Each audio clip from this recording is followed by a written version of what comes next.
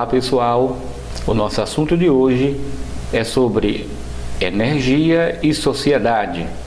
Vamos ao conteúdo? Ao longo da história, várias formas de energia foram sendo utilizadas, umas sendo substituídas e outras sendo usadas simultaneamente. Isto era, dependendo da disponibilidade e do custo de ganho. Os primeiros registros sobre o aumento intensivo do uso de fontes energéticas ocorrem com a Revolução Industrial na Europa Ocidental durante a segunda metade do século XVIII. Com a chegada ou surgimento das máquinas a vapor, o carvão foi elevado à condição de principal fonte primária de energia, com consequente diminuição do emprego de lenha, largamente utilizada no continente europeu até meados do século X. Antes disso, o carvão mineral era usado somente para atividades domésticas em pequenas escalas. Para quem não sabe o que é carvão mineral, irei explicar. O carvão mineral é um combustível fóssil muito usado atualmente nas siderúrgicas e usinas termoelétricas para a produção de energia. É um recurso natural não renovável, originado de restos de plantas ao longo de milhões de anos. Por essa época, os Estados Unidos, que dispunha de um potencial energético considerável, representado por recursos hídricos e grandes florestas, começa a traçar um perfil de consumo caracterizado pelo uso intensivo de energia. A exploração americana do carvão se deu depois da Europa. Contudo, o crescimento da produção de minas cresceu de tal forma que durante o século XIX o país esteve entre os maiores produtores mundiais. Também foi nos Estados Unidos, na metade do século XIX, que o petróleo deu os primeiros passos para entrar na matriz energética mundial. Os aumentos sucessivos de produção, primeiro no próprio território norte-americano e depois no Oriente Médio, tornaram o petróleo uma das principais fontes de energia do mundo em vista das facilidades econômicas e técnicas de exploração, transporte e armazenamento. No final do século XIX, o aproveitamento tecnológico da eletricidade marcaria o início de uma nova era da civilização, com a disponibilidade de uma fonte energética que viria crescentemente viabilizar inúmeras atividades e processos, desde a iluminação pública, passando pelo desenvolvimento de novos motores, até chegar aos atuais controles eletrônicos. A eletricidade redesenhou os conceitos de processos produtivos na indústria e propiciou o acesso a um novo patamar de qualidade de vida, proporcionando por novos bens de consumo e serviços.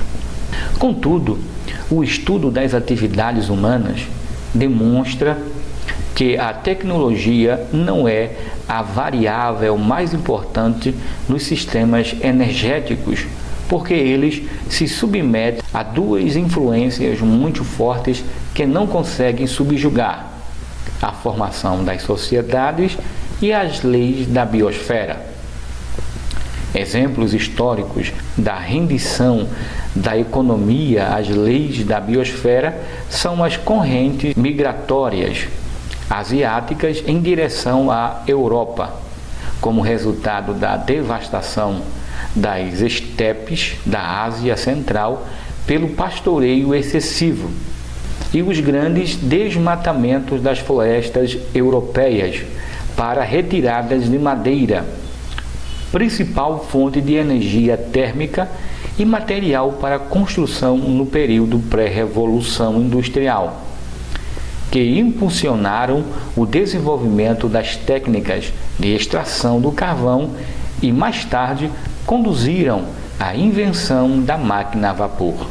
Com maior ou menor grau de importância, dependendo das circunstâncias, é a própria energia humana que torna duráveis os sistemas energéticos. Por ela passam algumas transformações decisivas da biosfera e da estrutura social. Embora seja um elemento fundamental para o conjunto de atividades humanas, não existe um determinismo na produção energética. Todos os sistemas de energia comportam flexibilidades e potenciais de melhoria e rendimento, dependendo da evolução e do uso da tecnologia. Porém, poucas vezes ao longo da história, a tecnologia sofreu pressão para mudar ou apressar resultados. Há elasticidades no uso de certas fontes primárias, como a própria energia humana, atenua as pressões por mudanças. Como exemplo, a mão de obra escrava que se deslocou durante o século XIX do oeste do continente africano para a costa angolana para atender à colonização dos novos territórios na América.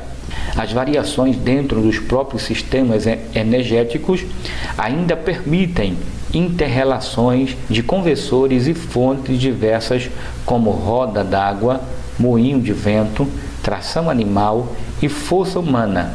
Assim, os sistemas não sofrem transformações integrais, mesmo com as inovações técnicas, com bruscas demandas de energia ou novas relações de trabalho.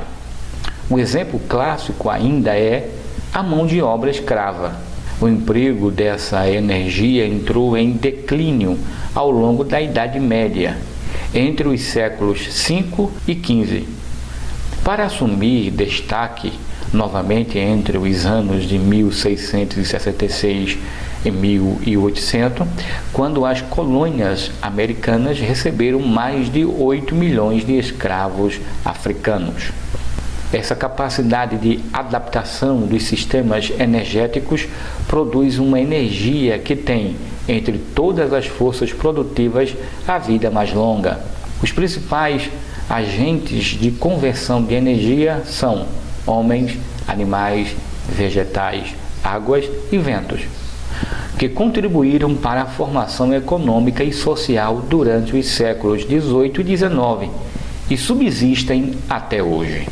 Como as rupturas no sistema energético nunca ocorrem bruscamente e as suas técnicas são menos diversificadas do que as formações socioeconômicas e produtivas, a capacidade de tolerância da biosfera para suportar o uso maciço de suas fontes é o eixo que pode direcionar a busca de alternativas, especialmente entre os próprios produtores de insumos. Atualmente, grandes companhias petrolíferas como a Shell e a Brits estão entre os principais investidores no desenvolvimento da tecnologia solar. Bom, é isso aí, pessoal. Terminamos a nossa aula. Agora dê um pause no vídeo, copie o exercício em seu caderno, tire uma foto e envie. Até a próxima aula, até o próximo vídeo.